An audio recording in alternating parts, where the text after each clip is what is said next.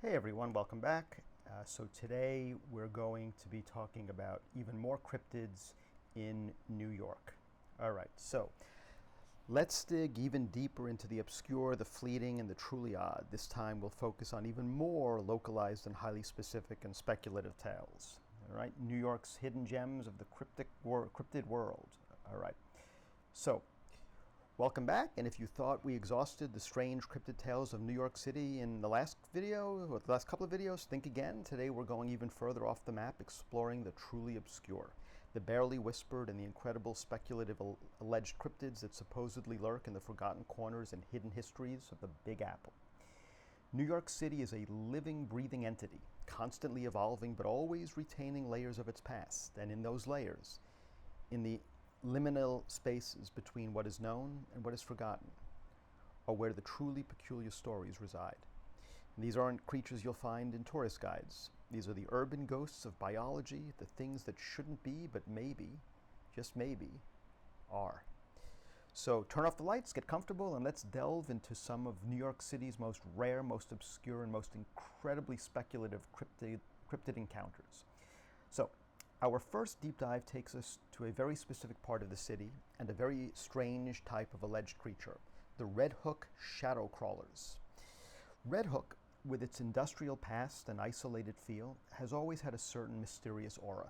In the late 19th and early 20th centuries, amidst the dockyards and warehouses, extremely rare, highly anecdotal reports surfaced among longshoremen and night watchmen of fleeting, dark, low-to-the-ground shapes seen scuffling at incredible speeds between stacks of cargo or along the waterfront at night. These weren't rats or even large dogs. Descriptions hinted at multiple spindly limbs, a flattened profile, and a complete lack of any discernible features other than pure shadow. They were never clearly explained and only perceived as a blur, a movement that defied normal explanation. Could it be an undocumented, highly adaptive nocturnal predator that thrives in the shadows of the shipping industry? Or perhaps something truly alien, a non-terrestrial entity briefly making its presence known in the dimly lit alleys of Red Hook? The shadow crawlers are fascinating because they defy easy categorization. They're like a glitch in the urban fabric, a movement seen out of the corner of the eye that your brain struggles to process. Pure speculation, but chilling.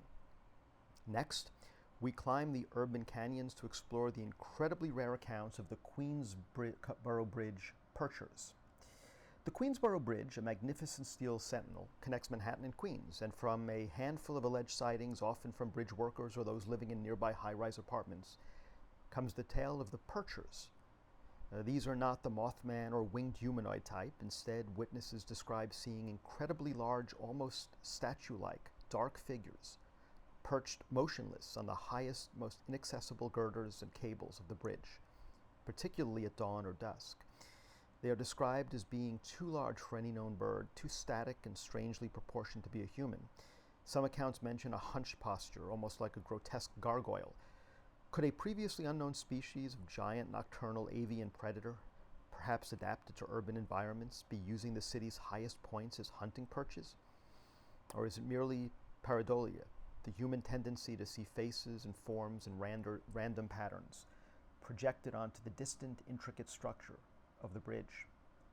The extreme height and the fleeting nature of these alleged observations make them incredibly rare and incredibly unsettling. Imagine looking up at that iconic bridge and seeing something that shouldn't be there, blending so perfectly with the steel that it's almost invisible. A silent sentinel watching the city.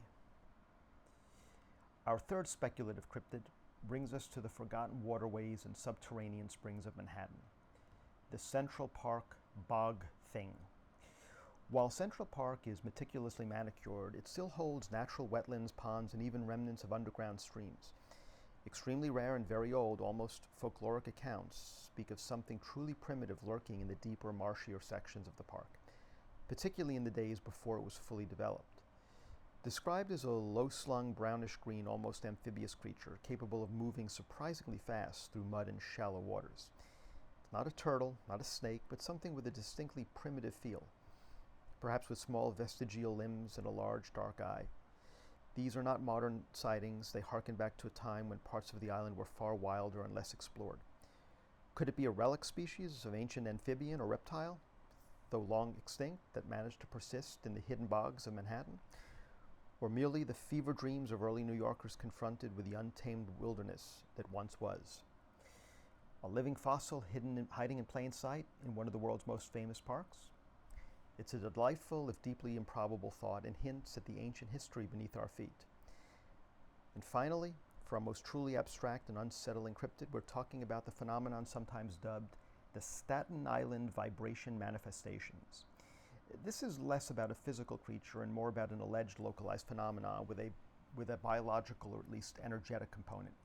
Extremely rare and recent anecdotal reports, particularly from the more isolated parts of Staten Island, describe experiencing strange localized pockets of intense vibration in the air, often accompanied by an equally localized, almost imperceptible flickering or shimmering of light, as if the air itself is alive. Witnesses report a sense of being watched, or a profound feeling of unease, sometimes even a brief moment of disorientation. The cryptid aspects come from the idea that these are not just atmospheric conditions, but an energetic emanation of a non-corporeal or multidimensional entity, perhaps feeding on ambient energy or simply existing in a slightly different frequency of reality, occasionally bleeding into ours. Is it a unique form of electromagnetic anomaly, or a truly unique energetic cryptid?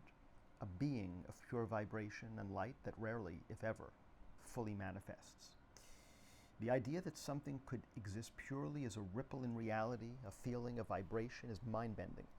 It pushes the boundaries of what we even consider a cryptid. So there you have it, another journey into the truly rare, obscure, and deeply speculative cryptid lore of New York City. These aren't the cryptids that make headlines. They're the ones that linger in the shadows, challenging our perceptions and making us question what truly lies beneath the surface of this colossal metropolis. What are your thoughts on these incredibly niche and out there cryptid tales? Do any of them resonate with you? Do you have any strange, unexplained stories from your time in New York City? Share your thoughts and comment below, and I'll speak to you next time.